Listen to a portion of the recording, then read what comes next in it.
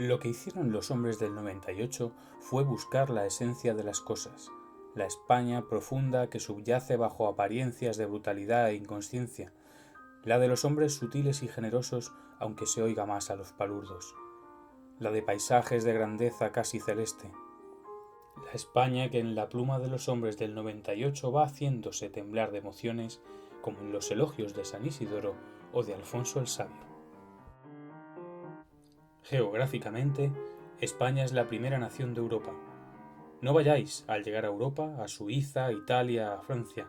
O mejor, id a esos bellos países, pero después de pasar, estar y contemplar España. En España se reúne todo lo mejor de Europa. España es una síntesis de todos los países europeos. Todos los más bellos paisajes de las naciones europeas están en España. Y están perfeccionados, superados. Años y años de introversión habían acabado por atrofiar los ojos del hombre español. Fracaso tras fracaso le había conducido a desconfiar de sí mismo. Pobreza amontonada sobre pobreza había convertido su espíritu en un odre de mezquindades. Había que abrir los ojos para encontrar la belleza entrañable de nuestros pueblos y de nuestros paisajes. Había que hacer saber que América no era una empresa fracasada, sino el empeño más generoso que el hombre había hecho en busca del hombre. Solo con el conocimiento de las cosas podríamos volver a ser un pueblo entre los pueblos, lo bueno para perfeccionarlo, lo malo para su remedio. Así, hubo que empezar por el principio, el descubrimiento de la realidad inmediata. Porque el descubrimiento de la realidad inmediata está en saber ver el mundo que nos rodea. Saberlo ver no es copiarlo ni deformarlo, es interpretarlo. Se interpreta seleccionando los motivos y transmitiéndolos por medio de la palabra. Unamuno dejó constancia del hecho, pues no en vano había escrito: la primera honda lección de patriotismo se recibe cuando se logra conciencia clara y arraigada de la patria. Para conseguir esa conciencia clara, los hombres del 98 recorrieron todos los pueblos y los campos de España.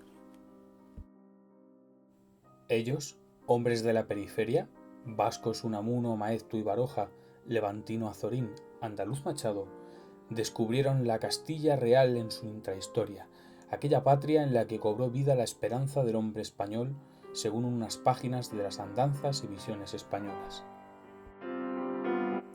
Baroja ha meditado sobre el paisaje que rodea a Madrid. Baroja, entrado en años, tiene elementos de juicio. A finales del siglo XIX, a comienzos del siglo XX, el paisaje de España no interesaba nada a los españoles. Para las gentes de Madrid, el campo era un erial sin el menor interés. Pero en 1935 veía las cosas de otro modo y en su vitrina pintoresca escribía: desde entonces acá, el entusiasmo y la curiosidad por el paisaje se han extendido y se han intensificado. En estos últimos tiempos, la literatura de Azorín ha influido mucho en el entusiasmo por Castilla. También ha tenido mucha influencia la poesía de Antonio Machado. Estos hombres con su pluma habían logrado crear un interés entre gentes heterogéneas y de calaña variopinta: obreros gallegos y asturianos, alemanes, institucionistas y socialistas. Habían motivado, y esto fue importante, un acercamiento que había creado visiones trascendidas por cuanto acertaron a ver ese paisaje como condicionador de la historia y morada del hombre que lo habitaba. No estábamos ante el retazo de naturaleza, bello o no por la sensibilidad de quien lo contempla, sino que el hombre de ayer y el hombre de hoy habían condicionado la manera de ver y habían sido condicionados por aquellas y no por otras tierras. Era, pues, un suelo al que se amaba por amor también al hombre y que, como éste, palpitaría más allá de lo que los ojos pudieran ver y los oídos oír. En Unamuno, el paisaje trasciende de la creación puramente estética y se convierte en compromiso religioso. El sentimiento del paisaje es un sentimiento cristiano.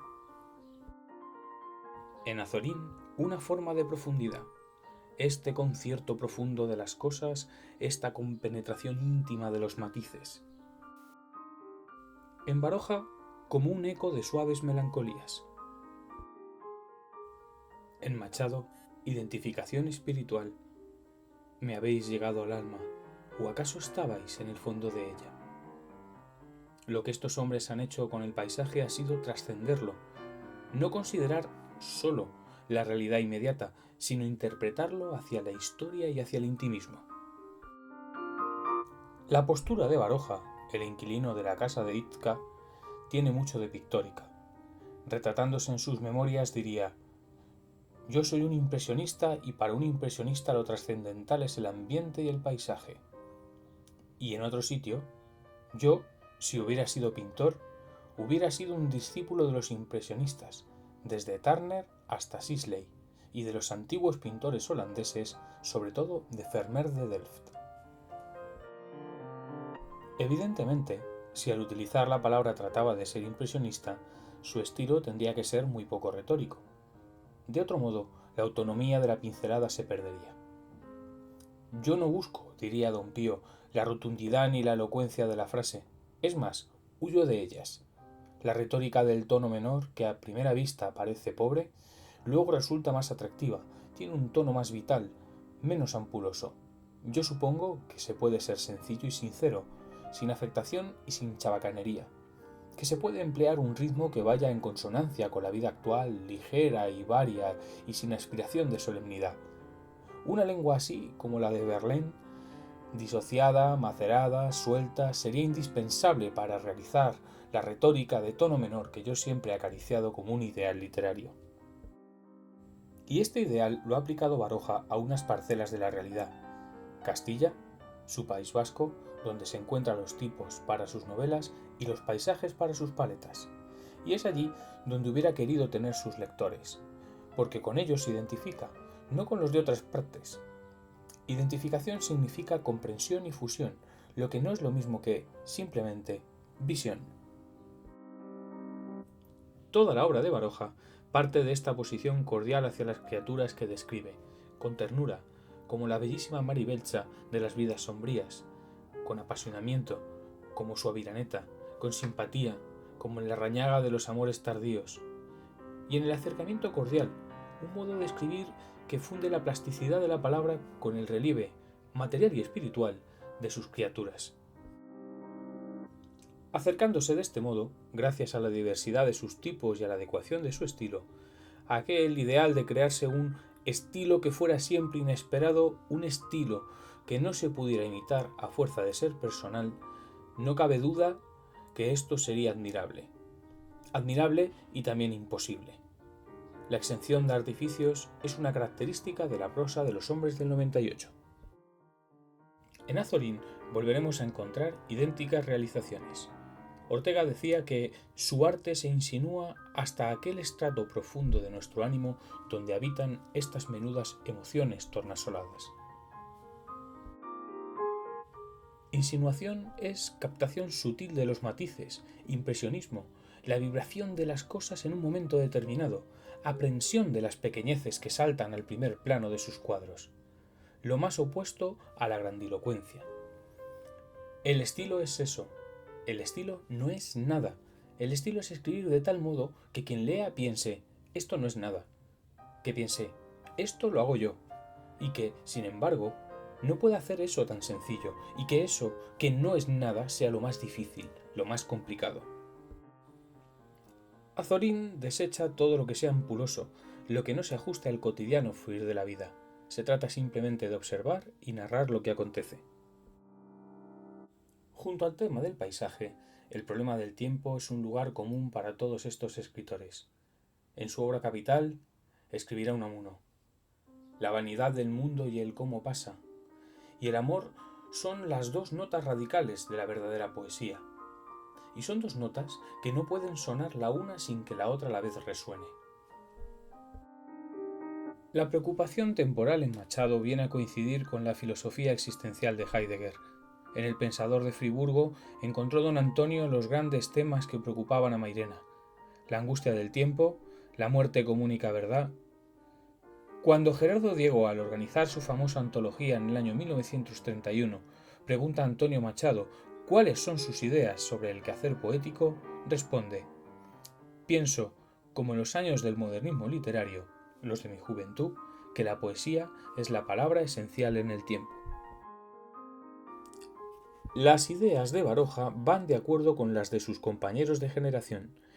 Él ha sentido los motivos eternos de la vida y el arte. Escribió al comenzar un libro de sus propios recuerdos. Yo cultivo con cariño este amor intelectual e inactual y esta sordera de lo presente. Pero en Baroja hay que pensar cómo Nietzsche ha podido conformar su idea del tiempo. También en Azorín está presente el eterno retorno de Nietzsche. Estas ideas, sintetizadas hasta lo inverosímil en líneas anteriores, abocan a la interpretación de la historia y del devenir histórico en cada uno de estos hombres. En Unamuno, haciendo coincidir el acontecer con la trascendencia religiosa, la historia es el pensamiento de Dios en la tierra de los hombres, y, en ella, el tiempo pierde su propia contingencia para ser anacrónico.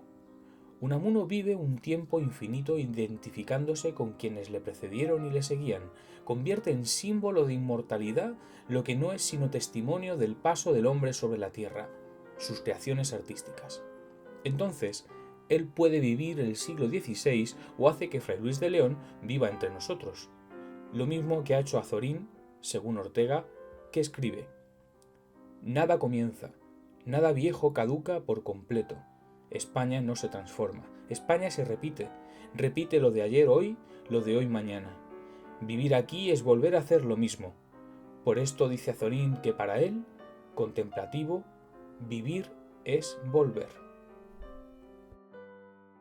De ahí todas estas recreaciones, tantas y tan bellas de los clásicos, de tantos y tantos hombres como han vivido antes que nosotros y que, sin embargo, los sentimos latir a nuestro lado. No se olviden los ensayos de Maeztu sobre Don Quijote, Don Juan y la Celestina. Historia actualizada, porque somos hombres capaces de sentir la vibración del tiempo en días remotos o porque podemos traer a nuestro lado a gentes cuya vida material se cumplió, pero cuya sensibilidad sigue siendo nuestra. En Machado el tiempo se tintó muy pronto de melancolía. A la tristeza del pasado y de la historia vino a unirse la muerte de Leonor, a quien dedicará unos estremecedores poemas. Tanto más cuanto apenas sí tímidamente anota aquello que quiere decirse. Cada una de sus palabras es una connotación cargada de tensión. Podríamos pasar sobre sus versos sin alcanzar el sentido próximo del desgarro. La vida ha quedado pudorosamente cubierta por el velo poético, y es la poesía lo que sobrecoge. A veces no, la elegía es el estremecimiento que nos sacude en su desnuda sencillez. Por sabido que sea, no cabe el silencio. Señor, ya me arrancaste lo que yo ya más quería. Oye otra vez, Dios mío, mi corazón clamar. Tu voluntad se hizo, Señor, contra la mía. Señor, ya estamos solos, mi corazón y el mar. La temporalidad nos ha llevado a la historia. La temporalidad nos saca también de la historia. Claro que no es lícito forzar las cosas.